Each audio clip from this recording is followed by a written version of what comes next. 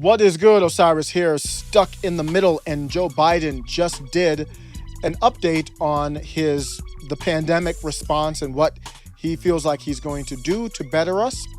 And it wasn't the same tone as 9/9. What I found interesting though is even though the tone was better, I still obviously have a problem with the message. But what I found very interesting was he didn't bring up the OSHA mandate. And if you're going to talk about all the things you are campaigning for, champion for, that are coming up quickly, why wouldn't you bring up the OSHA mandate? I'm not sure why. Because it's back in play. Make no bones about it. There was a stay. I did a video on that. And now it is back in play. On December 17th, the U.S. Sixth Circuit of Court Appeals lifted the legal block on the OSHA vaccine mandate, opening the way for the mandate to be enforced in early 2022. This is not a drill. This might be one of the easily the most unconstitutional attempt at anything in my lifetime. Update here: in a 2-1 decision, the U.S. Sixth Circuit Court of Appeals dissolved the stay that had prevented implementation of the OSHA Emergency Temporary Standards, also known as ETS, requiring the V or testing. Within hours of that decision, numerous emergency appeals were filed with the U.S. Supreme Court asking that the stay be put back in place pending Supreme Court review. Justice Kavanaugh set a deadline of 4 p.m. December 30th for the Biden administration to respond to the appeals. So I'm just going to talk about a couple things, important dates, and some details, and I'm going to leave a link below in the comments and the description where you can actually see the rules if you want to go through some of it yourself. The best way, I haven't read through the whole thing, but I've done searches on it for certain terms, because I'll get to it later. I'm like, are you really going to force people who are working at home virtually? Are you really going to make the argument that they need to get it? I'll get to that later. I searched in the document and found my answer. Very interesting answer there. So December 30th is the first important date. Important dates: this December 30th date, they've got to respond to the appeals because there were appeals that went right away. And this is important because there's a lot of people who have already said, a lot of companies that said, we're not complying. There are serious fines for non-compliance. Let me read some of this here. Compliant dates of the ETS to provide employers with sufficient time to come into compliance. We've got the federal government mandating on private industries to protect them from a virus in nature.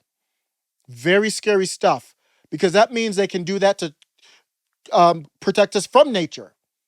What's the next thing up? Climate change. They can say, hey, we just had a hurricane. We just had a tornado in Kentucky. Our president, while people are grieving, said it was, basically hinted that it was because of climate change. If they do that for this, there's absolutely no reason why they couldn't say climate change is a problem. You have to get permission to drive to work, or whatever the case may be. There's absolutely no stopping that. Also, nothing stopping them from doing this about you. I talk about critical theory a lot. This video is not about critical theory, but they could say the world's dangerous out here. There's a lot of people who don't believe in critical theory. Let's do a mandate to protect workers. They could do anything. Remember, New York treated racism as a public health crisis.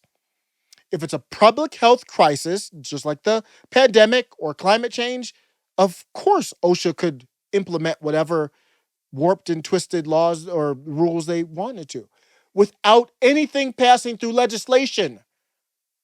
This hasn't even gone through Congress, the House and the Senate. This is just an executive edict. Whew. Whoa. Jesus.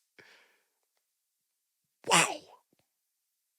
This is crazy stuff. If I were the Supreme Court, I'm not a legal expert, I would tell them, get this the hell out of here.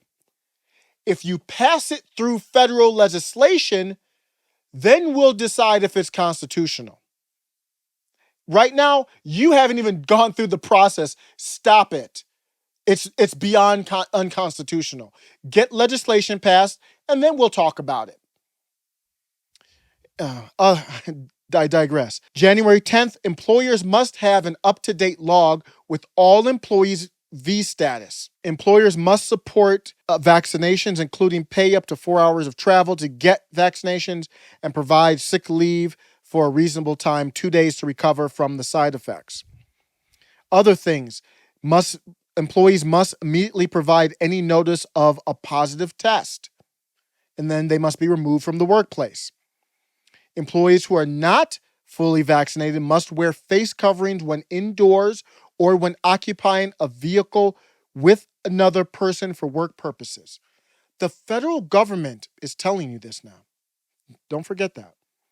Work-related COVID-19 fatalities must be reported to OSHA within 8 hours, and work-related COVID-19 inpatient hospitalizations within 24 hours. Records must be available for OSHA inspection. So all of this has to be available for the federal government to come on in and check. If not, then there will be consequences. The second important date, February 9th, 2022, testing requirement begins. So employers must ensure that employees who are not fully vaccinated and tested at least weekly or within 7 days of returning to work. So you have to be tested. If you're not, when they say fully vaccinated, understand the language, it doesn't matter if you were vaccinated before. If you haven't gotten the booster, you're not fully vaccinated. Employers must ensure that employees who are not fully vaccinated are tested at least weekly. And if you're coming into that place, like maybe you were remote and you're coming in, you got to be tested within 7 days. Employers may require employees to pay for any costs, and that's what likely is going to happen for most. Not everyone maybe, but what it's saying is it's okay if you as the employer pass that cost on to your employee. It's great economic stuff here. They're just trying to do as much of an incentive. That's like an indirect, not tax, but payment to encourage you to do what they want you to do. Employers may require employees to pay for any costs associated with testing. There are, however, laws that you have to abide by. Employees with a disability or religious accommodation who are not vaccinated must test weekly, so they're under the same policy. If it conflicts with the worker's sincerely held religious belief, practice, or observance, the worker may be entitled to a reasonable accommodation. And I have a question here. Who decides what is a sincerely held religious belief? You could be an atheist, and that is a sincerely held religious belief. The government is not the one. The government should, the way that I interpret our Constitution, is that the government should never be the one to decide, because that's a conflict of interest.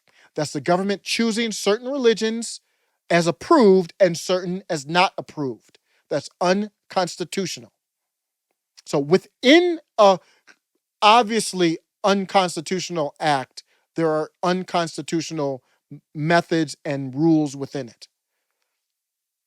Over-the-counter tests may be used to satisfy the testing requirements, but the test must be observed by the employer or an authorized telehealth doctor. Here's the interesting detail I found, and there's a ton of them in there. I'm just going to share one. Employees who report to workplaces where no other people are present face no grave danger from occupational exposure to C-19 because such exposure requires the presence of other people. For those who work from their homes or workplaces where no other people are present, such as a remote work site, the chances of being exposed through work activity are negligible. Therefore, OSHA is exempting those workers who do not come into contact with others for work purposes from its grave danger finding, as well as the scope of all these rules. So I never knew that until I just did a quick search. There's probably a lot of other stuff in there that I don't know. Let me know if there's other tidbits in that document. I'm going to end with this. A red wave ain't saving nobody. I hope you're not thinking that. Donald Trump I did a video on Donald Trump, and he's been too soft in regards to Dr. Beagle. And There's right now, if the vote was today, there's 0% chance that and I'm open to Donald Trump. I'm not against Donald Trump. I'm not against MAGA, but there's a 0% chance he would get my vote. He sounds like a beta male when we start talking about Dr. Beagle. Unacceptable. He got booed again, which is good. There's people who support Trump are not mindless NPCs like the people who support the establishment, blue and red. People who are populists, they make their own decisions and they say, Trump, you work for us. You are the face of our beliefs. So, and it's fine. I have no problem that Trump got the booster. Nobody does, really. But then people booed, and I don't think they were booing at Trump. They were just like, I'm good. They were just making their own statement. But Trump's energy there, it ain't where it needs to be. So Alex Jones talked about that. And then Glenn Youngkin. We were celebrating, and I wasn't celebrating Glenn Youngkin. That's for sure. I never endorsed that dude. That's for sure.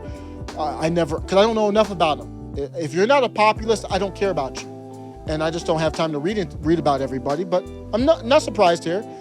Headline, Glenn Youngkin's education secretary pick founded organization that calls for collecting children's data, raked in nearly 26 million.